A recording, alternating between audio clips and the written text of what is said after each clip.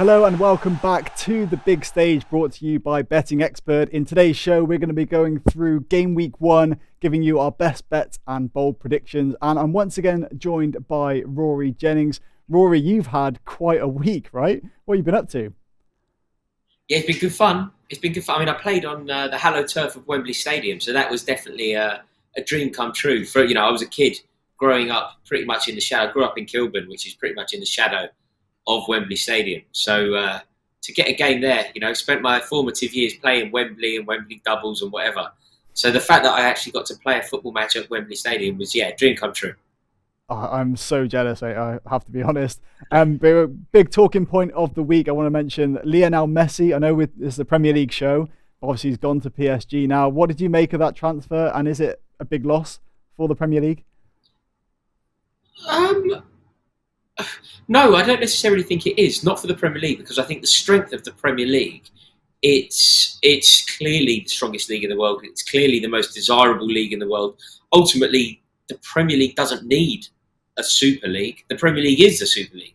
Everybody else wants a piece of the English league, and that's why there were 7 teams in the Super League. So no, I don't think the English teams are necessarily missing out, or the Premier League is missing out on Messi. I would have loved to seen him play here. But I think the star quality that comes with the Premier League won't be affected by the fact Lionel Messi is playing in France. France haven't equalised the Premier League simply with one signing. No, I think that's a fair shout. I mean, he brings a lot, but not necessarily, we're not missing out on a whole lot either. He's more at the tail end of his career as well. So I wanted to get that kind of touched on a little bit just to kick off the show. Obviously, we're going to go into our Game Week 1 predictions. First of all, we are joined by Billy Grant as well from Besotted, a Brentford fanzine. But let's get into it first up, discussing the Brentford v Arsenal match.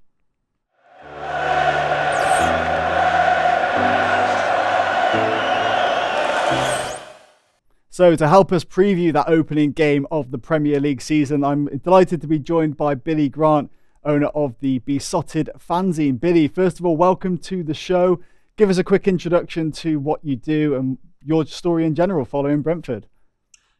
Thank you. Thanks for inviting me on as well. And thanks for being on the Premier League big stage as well, because obviously we're not used to being in the Premier League at all. My name's Billy Grant. I co-run Besotted, which is a website. We started off as a fanzine 30 odd years ago. So we're not fly by night. We've been going 30 years selling fanzines outside the ground. And then we morphed into a blog, in sort of 2012, 2013 into a blog. Then we started video blogging as well, sort of very early in the days, even though we have got a lot of video blogs from back in the day as well. 1992 in the Anglo-Italian Cup, we've got loads of videos from that. We went to Falkirk in 92 as well. And even when we won the league at Cambridge, the second division or the fourth division or whatever it was back there in 1999, we got videos from that. So we've been doing videos for years, and you can catch some of our videos actually on different platforms on the Besotted 1992 platform, which is our own YouTube channel as well on besotted.com. And like I said, we morphed into a podcast when we first went up to the Championship.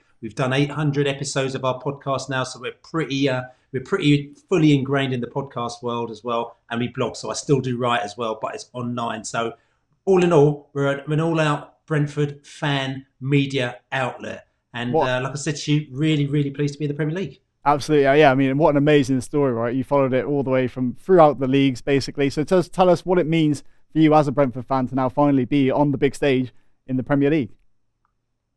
Tell you something, it's great, and I'm not going to disrespect the EFL. I'm not going to disrespect the lower leagues, because I'm going to be honest with you, I love it down there. It's great. You've got some real fans, some real people. You see some real football. You have some real laughs. It's not about going to see crowds of 50 or 60 or 70,000 people. For me, I've been on a train and gone up to, Scunthorpe or Preston or Borough, and lower crowds, but still great fans. You see some good football. So I'm not disrespecting that at all. But, I'd say it's about our time. We've been waiting for a while to get as far as we are up here now. And it's a really good feeling, because I never thought we'd do it. I'm not disrespecting the way that we run our club. The club's been run brilliantly, but it's really hard to get out of them lower leagues. It really is. There's some good teams down there. And for us to actually finally have got there and to think, hold on a second, I'm going to be walking into the stadium watching my team play Arsenal. Arsenal, they're visiting our ground. They're our guests, you know what I'm saying? Their pubs, their fans are going to have to come to our pub and drink with us. That's a bit of a strange feeling, and I feel really good about that. What are your views on the new stadium, actually? It must be pretty nice, right? The new stadium, it's nice, but I've got to go back to our old stadium. Griffin Park was our old stadium, which is a stadium that, I used to bunk over the turnstiles when I was a kid. It's old, it's crumbling, but it's got a real vibe about it. And people loved it, People loved it because it was like real football, and maybe some people might say that you get really reminiscent when you think of the olden days and you're just living in the past, but it's not that, because it's just that sometimes what feels good. And even though it didn't have the plush seats and the lovely toilets and it didn't really matter, because all I needed to do is turn up, go for the turnstile, walk onto the terrace, and I stand in my spot, and then I knew that all my mates, because they knew I was going to stand, will come to that same spot. I didn't have to have some sort of military precision trying to sort of kind of juggle people into places because, the seats are taken up. It's kind of like everybody, can just turn up there. So if you had friends wanted to go and see a game, they just bought a ticket and they turned up. So I love that about old Griffin Park, but we realised that we had to move. Unfortunately, we weren't able to see it go. We weren't able to see, to say we'd wave goodbye to Griffin Park because of the pandemic. So I was gutted that I couldn't have that final game, at Griffin Park. Kids do the pitch invasion and you do all the things that you do on the final day. We didn't get any of that. So now I'm, at the new stadium, which I was very nervous about, because even though the design looked good and the club, fair play to them, they consulted with us as fans and said, come on fans, what do you want to make this stadium good? And I said, listen, as long as it's got atmosphere, it's all about the atmosphere, because all I want to do is go to football, see a game and have some atmosphere and stand with my mates. All the rest of it is fuffle as far as I'm concerned. I'm not really interested in the rest of all that stuff. Not saying that I made the choices, but I think that was a view from a lot of people. They wanted to make sure it was tight and had an atmosphere. And we went to a couple of games in lockdown, only 2,000 fans. You couldn't really tell. But as when we went to the Bournemouth game, the semi-final of the playoffs, 4,500, sounded like there was 50,000 in the stadium. It was unbelievable. And I just thought, yes, all right, this place is going to be all right. So 17,000 against Arsenal. We've already said the word's going around. Everyone's getting down there for 7:30. Make sure that you're inside the stadium early, because normally we bowl up at like 2 minutes to 8 or maybe 2 minutes past 8, after the kickoff. That's the way we do it. But this time we're all getting down there early to make sure that we make some noise before the match and during the match and after the match. Well, that's it. I mean, how big an impact do you think that the fans and the atmosphere will be on those, the glamorous teams coming down to Brentford? The glamorous. It's just really weird because, they're glamorous because they've had a reputation. They've played in big matches, and it's going to be great them coming down. The thing is that we've seen a lot of these teams. We've played a lot of them in the cups, so we know what it's like to play against them. We get excited playing against them. There's a few of them that we've missed out on. Man United, we haven't really played them. Arsenal, we played them in the League Cup a few years ago. That didn't really count. Arsenal, we haven't really played them as such. So there's a few teams that it's almost like we're looking forward to more. The other ones, we've already, in our rise from, fourth tier to third tier to second tier, we actually have come in contact with them a lot more. So we kind of know what is to expect. I think the difference is because it's Premier League, it's all right doing it in the Cup. So even if we knocked out Man City back in the day, we've knocked out Derby County back in the day, we've knocked out Everton in the Cup as well, So we've done these things and you have your moment. The difference is the Premier League, you play one to Arsenal, you play them 1 week, but the next minute you've got Crystal Palace, then you've got Villa, then you've got Brighton, then you've got West Ham, and then so they're just coming thick and fast week after week. And I think that's going to be the difference for us, realising it's not a one-off. It's like this is something that is going to be like continuous for a whole season. And then fingers crossed, if you do the business, it's going to be the next season as well. So that's going to take a little bit of getting used to. Now, just looking at the stats as well, not to put you off a little bit, but the promoted sides have only won 17% of opening games. So we're going to move on to the Arsenal game now. The bookies have you down as with a 25% chance of winning. So do you agree with that? And do you think Brentford have a realistic chance of beating Arsenal? I don't know. I'm going to be honest with you. Listen, stats. Listen, I support Brentford, so we're pretty deep in stats. I do the Besotted podcast, Besotted Pride of West London, Pride of West London, and We even did our podcast last night. We do it every week in the pub. We do three podcasts a week, and we sat down there with our statty guy, Will the spreadsheet winker, as we call him, like, I'm saying, and he's great. He came out with a load of stats to us about promoted sides. He talked about, what the chances of certain things. We talked a lot about XG, and he talked about how difficult it is going to be for Brentford. So I'm under no illusions how difficult it's going to be. I don't 100% believe in the opening day stats as such, because I just believe that, I understand it from a statistics point of view, but you've got to take every team individually as an element. So at the end of the day, whatever we do on the first day, it's not going to be the same as what Fulham do on the first day or what West Brom do on the first day. So as far as I'm concerned, like, you've got to look at Brentford and you've got to look at us to see how well prepared are we. And again, on the podcast that we did last night, you should definitely check it out.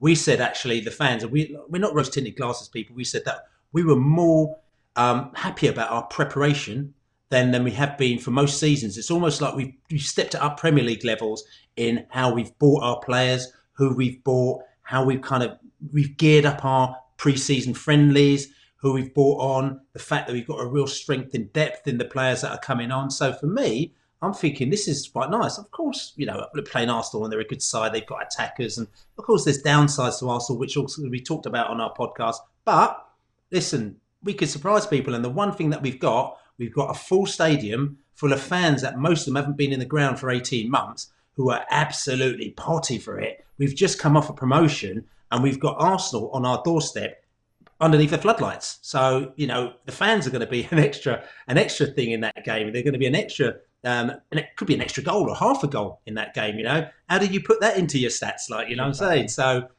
listen, let's see how it goes. You can try and call that one, but I'm going to say that I think we might surprise a few people.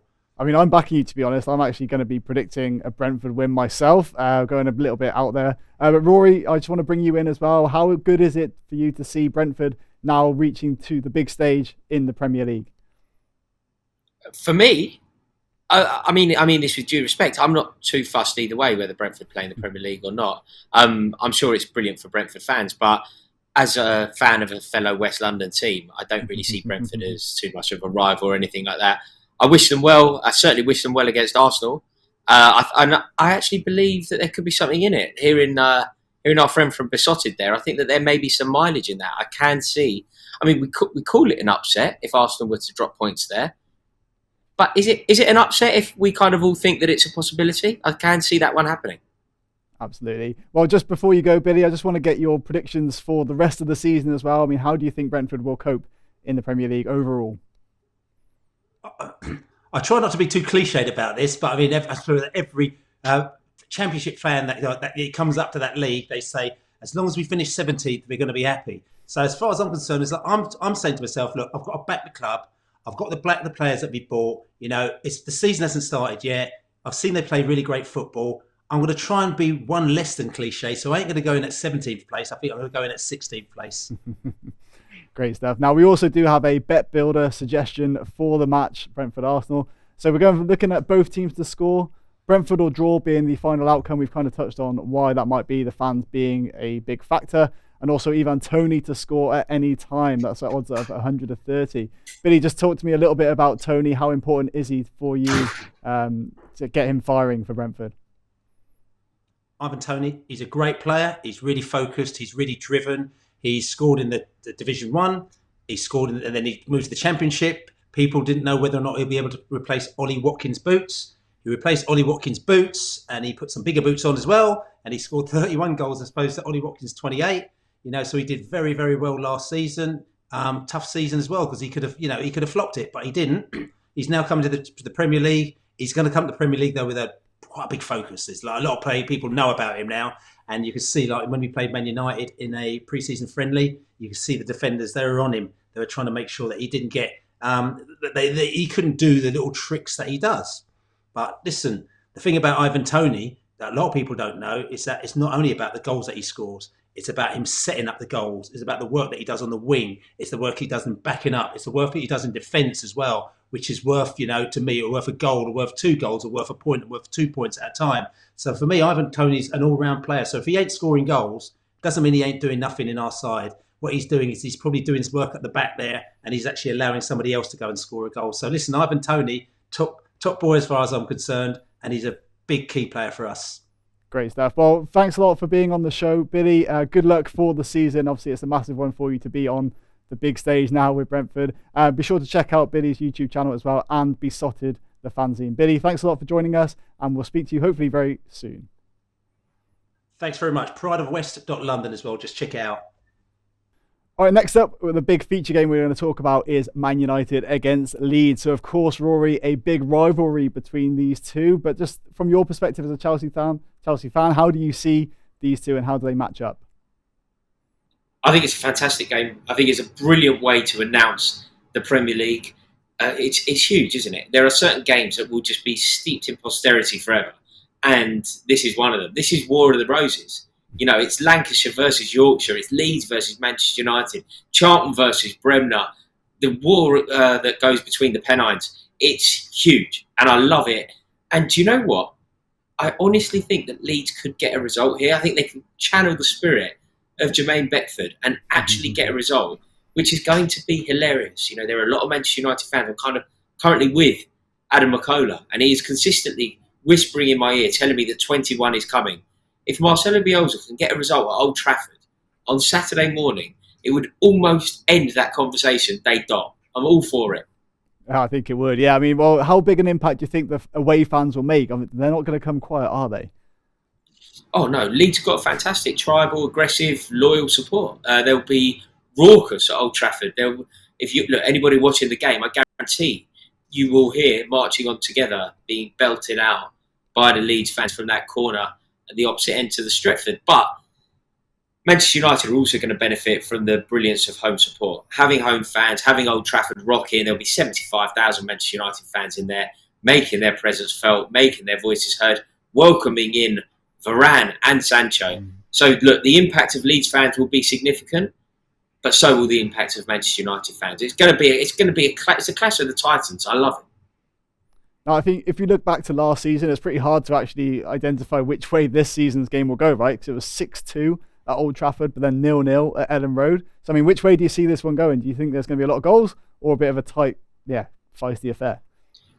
I think Leeds will have learnt from the ridiculous performance that they put in the 6-2 game. I mean, I gave Marcelo Bielsa a bit of stick after that game, and my name was Mud in North Yorkshire off the back of that. I would not want to be traipsing around Thirsk or Leeds after that was sent out, because I just said that I don't understand the narrative here. Why are we saying that Marcelo Bielsa has done so well? Why are we celebrating Leeds United when they've just been trounced 6-2 by their rival?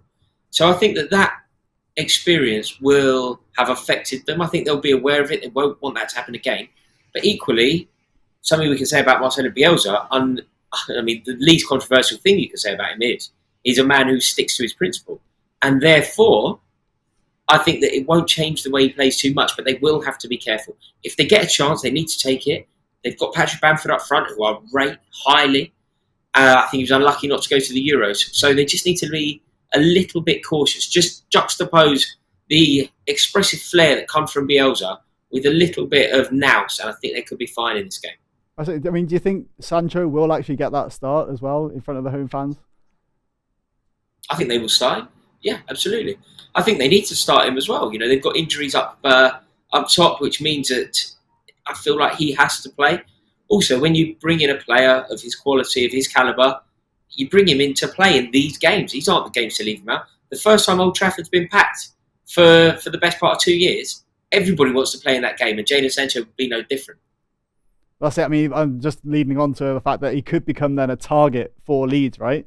So potentially for yellow cards. Do you see there a lot of potential there for, yellows and reds potentially? Oh, I think this will be a ferocious affair. It will be fantastic, Joe. And I know you'll be looking forward to it as much as I am. But yes, this will be played in the most combative, aggressive, hostile spirit, and I'm all for it. Yeah, I can't wait, to be honest. But one thing that maybe is a little bit different from last year is the fact that VAR maybe is being a little bit more relaxed, so maybe fewer penalties for United. Do you think they're going to rely on penalties or just set plays as much? No, I don't think they'll rely. I think they'll benefit from, but I don't think they'll rely on set pieces. But yeah, I've seen that as well. And I'm all for it as well. I think it's a great initiative. I think the fact that they looked at it and they looked over last season, and apparently there were 16 goals that were ruled out last year. Do you remember the armpit debate? Exactly. The armpit debate is gone. It's over. So there are 16 goals that didn't stand last year that would stand this year. So the famous one that always springs to mind for me was Patrick Bamford away at Crystal Palace. He was offside by his armpit, like total nonsense. And that would stand if it was scored this season. So yes, I'm so excited. I think it's going to be spectacular, and we are starting with the most spectacular fixture. It is huge. I think that people younger than us, Joe, don't necessarily acknowledge the poise and history and magnificence of this fixture. It's up there, isn't it? Oh, absolutely, 100%. Now let's get on to our best bet for the game. I know we're actually differing our opinion. I am going to go for a United win. I think they will win quite comfortably. But Rory, you're actually going for a Leeds win here. But both of us, I mean, we're going for exactly 3 goals in the game. We touched on why cards is going to be a big thing as well. And I'm going for Fernandes to score at any time. I feel like, of course, if United do get that penalty, which we've kind of touched on as well, then he'll be the one to slot it home. So 16-1. Rory, what do you make of that bet? Do you kind of agree with it now, looking at what we discussed? Looks good to me, absolutely. Yeah, I can see. Look, 3 goals sort of makes sense. Fernandes seems to score every time he plays, and yeah, it will be a feisty affair. So why not?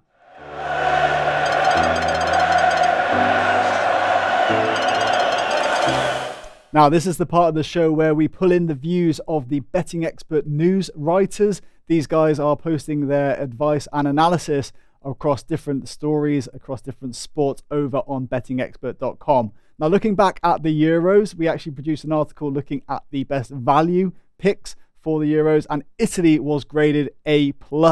So I want to reveal some of the teams that we are ranking in the Premier League for this edition of the big stage. Now, all teams have been ranked based on a multiple complicated algorithm, basically looking at different betting markets and different outright bets. But I'm going to highlight a couple of teams for you. So the lowest ranked team in terms of value, who we think are going to underachieve compared to what the bookmakers are predicting, is Everton. Now, we are going to touch on this in the show as well, how Rafa Benitez maybe is not the right fit for Everton. We're not expecting their transfers that they brought in to maybe set the league alight either. Potential players missing as well. So Everton, basically the advice would be to look for them to underachieve on any basically given line. So back them to finish bottom half as well. Looks like the best value bet for them. Now on the flip side, on the other side of the value cards, we have the A+ ranking, and that is for Arsenal. Basically, we are predicting them to exceed expectations this year. Big factor. I know they did disappoint last season, but the fact they do not play in Europe is a big factor in basically ranking them as overachievers potentially in this season. Now, that's not to say that they're going to win the league. It basically just means to bet on the overs if you're betting on their finishing position, as well as their total points as well, things like that. So for more information on how all these value cards were put together, head on over to the bettingexpert.com website and head on over to the news section. But for now, we're going to carry on with the big stage and look at our quick predictions for our non-featured games.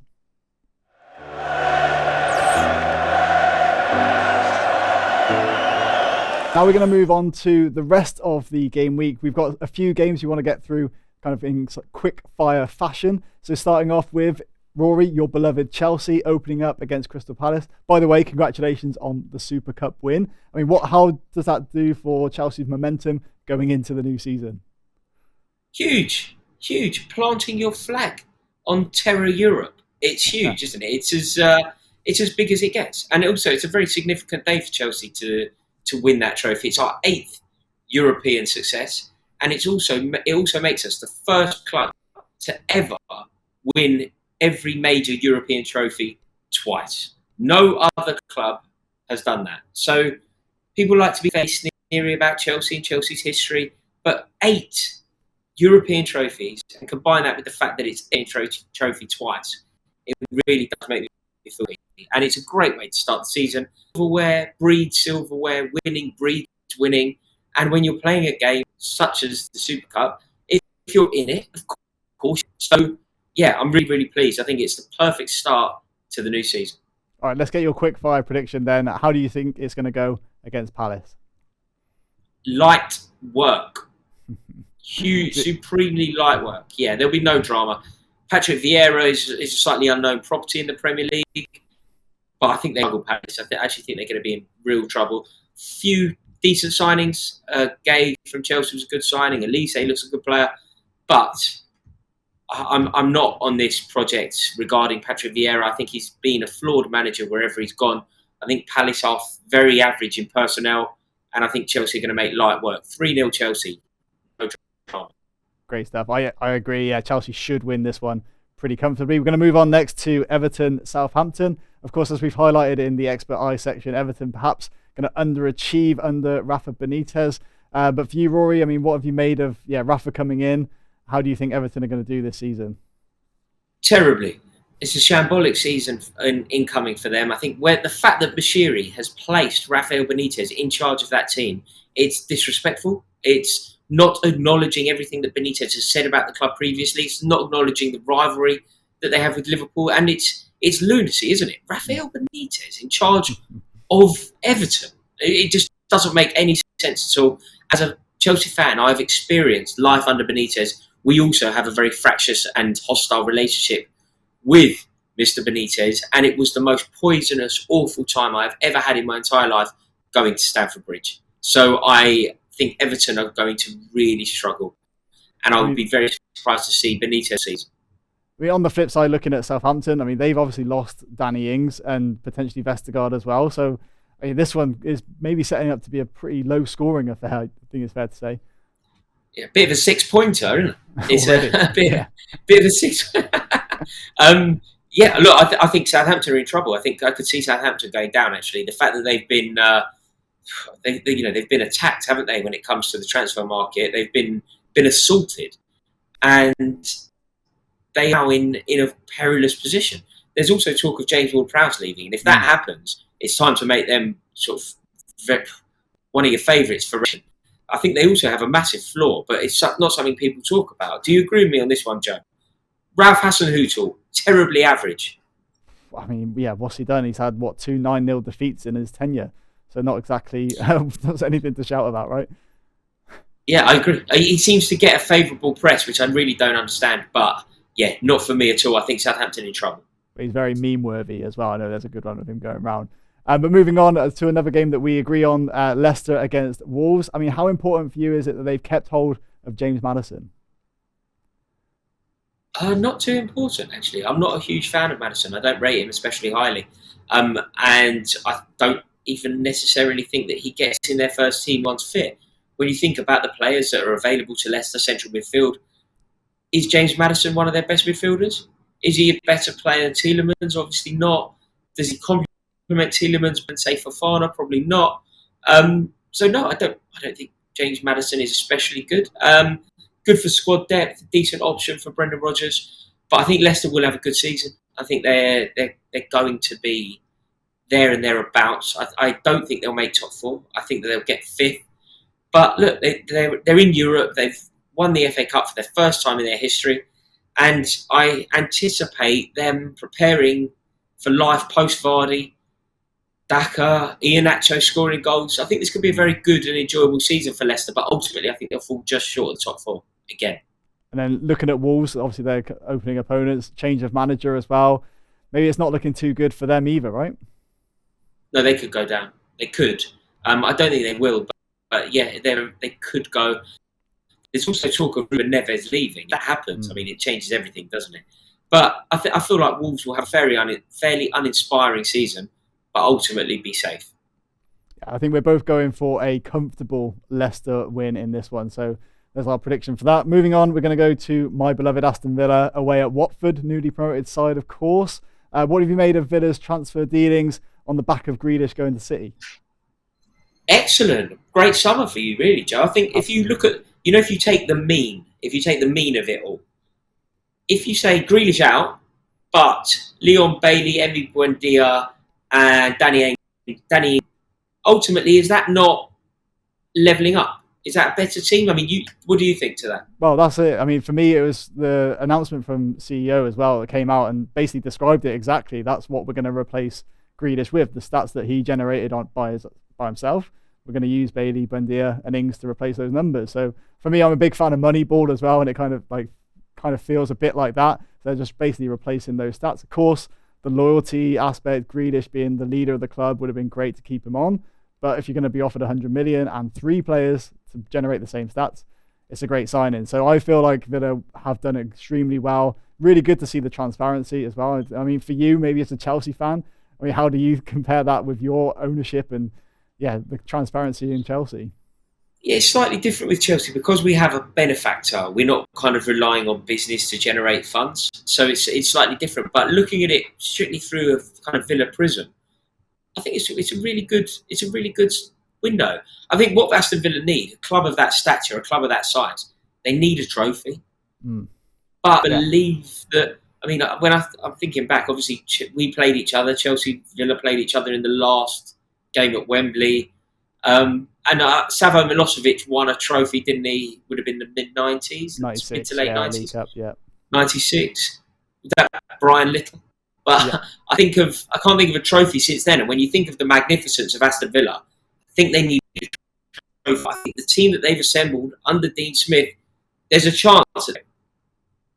And so moving on, then our best prediction for the game is Villa to win and for both teams to score. I think that is a nice, interesting market to bet on, purely because you get to cheer on both teams scoring a goal and then obviously your team winning. So I fancy Villa to win, but then we're not necessarily solid at the back either. So I expect us to concede in that one. Now moving on, we're going to look at Burnley against Brighton. For me, I feel like Burnley's time's up. I've not seen anything really that stands out as to why they're going to be staying in the Premier League. Brighton as well have been really good on terms of XG. So last season they actually excelled. They would be, I think it was around 5th or 6th if they actually converted the chances they created. Rory, just your viewpoint on Burnley and Brighton. I think Burnley will survive. Solely, but I think they will be fine. I honestly do. I think Turf Moor being full will be enough to keep them up. With combined more with Sean, I think they're absolutely fine. Brighton, I don't buy into at all. You know this Graham Potter thing. I think since they've been in the Premier League, what have they finished 16th, 17th, or 16th and 17th. So it wasn't an especially impressive thing. And you know all this XG stuff. I know some people buy into it, and I know I sound like a bit of a heathen, but it's nonsense, isn't it? It's total nonsense. Oh, we should score this amount of goals. I mean, you didn't, and therefore you are in a perilous position at the bottom of the league, and that is where you therefore belong. And if Danny Welbeck is the answer to your problems, I think you got quite a big problem. But I mean, how do you see this one going then? Burnley, Brighton, not particularly fancy size to watch. Is it going to be a pretty boring game? Burnley will beat them. I think Burnley will outfight them, and the XG will ultimately count for nothing. I imagine that the Sunday morning papers will tell us that Brighton were fantastic, Graham Potter is the best thing since sliced bread, and Burnley got the 3 points. So you're going, I think, for a Burnley clean sheet. Myself, I'm actually going for a Brighton clean sheet in this one, potential for a 0-0. So there you go. The best bet is the both teams to score market and no, which basically means if either team keep a clean sheet, then your bet would be a winner. Now we're going to move on to Liverpool-Norwich. Now, Liverpool should be cruising in this one, let's be honest. I mean, their best 11 should be winning the Premier League or at least be in the title hunt. Rory, what do you make of Liverpool and their chances this season overall? The problem with Liverpool, I can't write off Klopp. I rate Klopp so highly that ultimately I can see them winning the league. I don't think their team is strong enough. I don't think they are anywhere near comparable to Manchester United, Chelsea or Man City when it comes to the first team. But they have Jurgen Klopp, and therefore, yes, they can win the league. Now let's just bring up our best bet for the game. I feel like, it is going to be pretty one-sided. Liverpool should be strong enough. We are going for Liverpool to win -2 goals. So ideally, they need to win by 3 or more for that to be a winner. But for me, I feel like that is a pretty safe bet. And the other game we want to touch on as well is Newcastle-West Ham. Now, we have differing views on this one. I want to get your thoughts on West Ham, how they've done in the transfer market, and where you see their season going. I think West Ham haven't used this opportunity to build on the brilliance made last season. They were fantastic last year. They overachieved massively. They're in Europe. They had Jesse Lingard, who was pulling the strings for them. Souček looked fantastic, and Declan Rice was magnificent, both for them and England. But they haven't used this summer to galvanise and crystallise that team and try and make it all it can be. So I think that they've probably lost down a touch. And this season, domestically, I think could be quite tough. But I do think that they're going to do very well in Europe. Can you imagine West Ham United fans gallivanting around Portugal or end up playing? There's going to be thousands of them. And I think that that will be enough to carry them into the latter stages of the European competition, perhaps to the detriment of their domestic form. That's a good call. And on the flip side, I mean, last week we spoke to Ben Dinnery about the injury crisis that's going on at Newcastle. Do you fear for them potentially? No, I don't fear for them at all. I fear for them as the aspirations of the fans don't match the aspirations of the club. But no, I think they are safe, and therefore everybody there is happy. Everybody in positions of power are happy. I do not think Newcastle United will go down. I think that they will possibly finish in a better position than they finished in last year. They will finish somewhere between, on a good day, 9th, and on a bad day, 14th.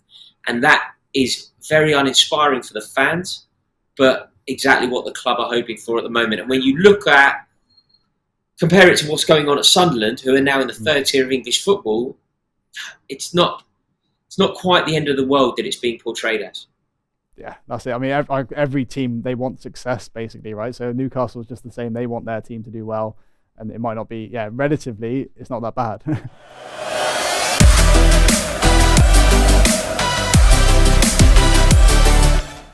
There are a few things better than sitting victorious at the top of your fantasy league at the end of the season, looking at your friends' disappointed faces. But how do you succeed in FPL? I'm Joe from bettingexpert.com, and here are my do's and don'ts for playing Fantasy Premier League. First thing is quite simple, but something we're all guilty of from time to time. Don't give up. No matter how far behind you are in your league, keep picking your team every week, stay informed, and make the necessary moves, because at some point someone else will fail or give up, and you will climb up that league table. When you're looking at which players to bring in and put in your team, look at what their schedule looks like for the next few weeks. Are you only picking them up because they've got a tasty matchup in the next match? Well, that might be well and good, but what if their next two following fixtures are extremely difficult? Then you might be spending transfers unnecessarily, potentially taking points hits to remedy a dud player. Which takes me to the next point. Don't take unnecessary points hits. There are good and bad times to take points hits. If you can see a clear improvement in your team, if you take those points hits, let's say there's been an injury in your team, that improvement is not just for the next match, but for the foreseeable future, then these are good points hits to take. On the other hand, jumping from player to player, taking hit after hit based on who is currently performing, those are just wasted points. And this leads nicely into my next tip, and that is to keep your cool. If a player in your team isn't performing to their usual level, don't panic, but stick with him if you think he will turn it around at some point. Otherwise, you might have to take points hits when you want him back on your team. The importance of keeping your cool also becomes very important when it comes to sudden successes. Just because a player suddenly scored 2 goals last match, it doesn't mean he'll do it consistently. Keep your cool, look at the player, and make your assessment with the future in mind. Now, one thing that we are all guilty of from time to time is taking risks and gambles on our captaincy picks for specific rounds. It rarely works out, so stick with the player that you think will be the best for your team during the season, and don't switch around too much from round to round. It usually doesn't work out in the long run. You'll end up missing points. And also, don't captain a defender, for example. Now, previous champions of FPL have also relied on their captaincy, so they've amassed 24% of their total points from their captains. So don't gamble with that, however tempting it may be. And lastly, think about when to use your chips along with free hit and wildcards. Now, the most optimal time to use your bench boost or triple captain would be in double game weeks later on in the season. For those new to FPL, a double game week occurs when fixtures are postponed 1 week and played in another. This means you have the potential to have the same player play twice or even 3 times on rare occasions, so more minutes can equal more points. And the most optimal time to use the free hit chip in comparison is to use it in a blank game week, i.e. when certain teams won't be playing and there'll be fewer fixtures and fewer players to pick from. Now remember that you do get 2 wildcards, so make sure you do use that first one before we progress into the second half of the season. Now there are many more pitfalls during a Premier League fantasy campaign, but these are some of the most important do's and don'ts. Make sure to keep up to date with us on the big stage ahead of each game week, where we'll give you tips on FPL, as well as tell you which players to pick up before their value rises. Now, thanks a lot for watching, and we hope to see you again very soon. So now, through the magic of technology, I've just had a quick haircut after that video. But if you want to join us on the Betting Expert Fantasy League, you can do so using the link below this video or that code that you now see on screen. But let's carry on with the show and go over the big game of the week, and that is Spurs against Man City.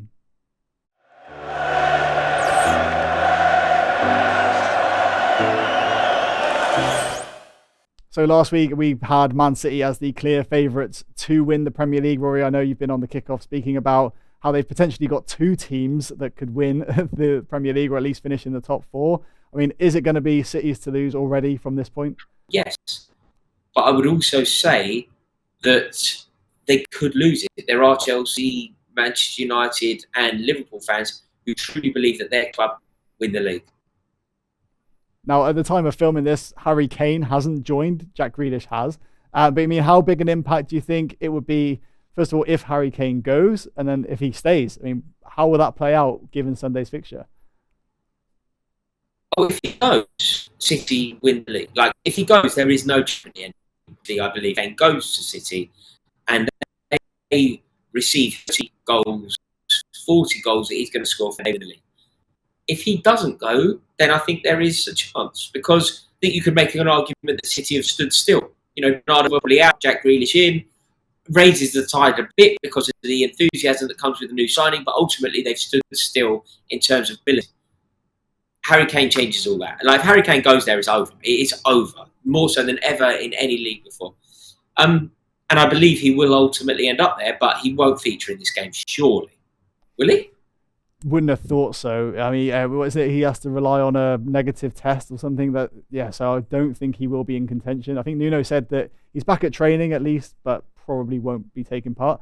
But looking at interestingly, looking at the history of Tottenham against City at the Tottenham Hotspur Stadium, Spurs have actually won the last 3 against City without conceding a goal. So, I mean, how much impact do you think the stadium will have, the fact that it's full? We spoke about it before as well, of course, but is it big for Tottenham? Yes. No, because it's full in a way that isn't necessarily conducive to a good atmosphere for Tottenham. It's full in a way that could actually... Like, Harry Kane might get booed. Daniel Levy isn't a popular figure there. Like, it doesn't necessarily benefit them to have fans in that stadium. And I truly think that some Tottenham fans are so scorned by the way that Harry Kane has conducted himself, apparently to a club that he loves, that Harry Kane could be booed. That isn't going to be conducive to Tottenham accruing 3 points. Exactly right. Now, one player that did score the last 3 times at the Tottenham Hotspur Stadium was Son Heung-min. So how much do you assess him? Like, how do you rate him? Like, maybe given that Kane won't be there, do you think he will step up and replace him if Kane isn't involved? I mean, he can't replace him. He's nowhere near the player that Kane is. He's a good player. He benefits massively from playing with one of the best forwards in the world. But no, Heung-min Son is a decent player when surrounded by better players. You know, playing in a front 3 of Bale and Kane, he looks good. But without Kane, without Bale on firing form, no. I don't think he is the man to lead. And I think City will win this one convincingly. I mean, I'm with you there. I do think it should be a comfortable win for City. Let's pull up our bet builder suggestion for the match. So like I say, City to win, I think, is the pretty straightforward one. Over 2 goals as well. I mean, yeah, if City get the ball rolling early on, they're going to score multiple goals. I've got Jesus in there to score at any time. It's a bit of a tricky one because we don't exactly know which players are going to be playing for Pep's City. But what do you make of Jesus, Rory? Do you think he can now lead the line, step up to obviously Aguero missing now? No, I don't think so. I don't think that would be the intention either. I think City are more likely to play with a false 9 than rely on Gabriel Jesus. I think he has proven that he's a good, not great striker, and that isn't Man City.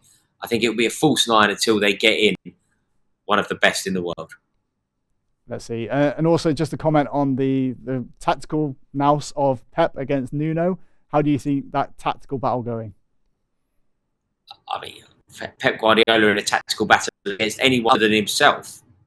I think the only person who can realistically think or be a better tactician than Pep Guardiola is Pep Guardiola. The reason that people sometimes get the better of Guardiola is because he outthinks it and presses the self-destruct button as displayed in the Champions League final.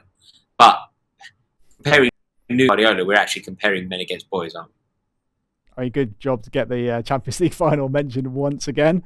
But now we're going to move on from the feature matches to our best predictions for the whole round. We're going to just highlight basically what we're predicting throughout game week 1.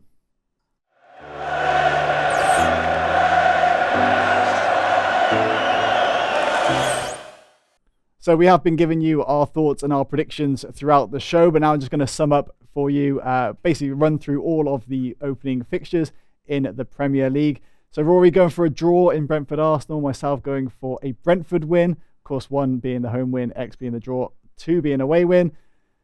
Yeah, Rory's going for Leeds against United. I'm going for United. I think United should have the home advantage here and do well with it. Brighton to beat Burnley is my prediction. Rory going for Burnley.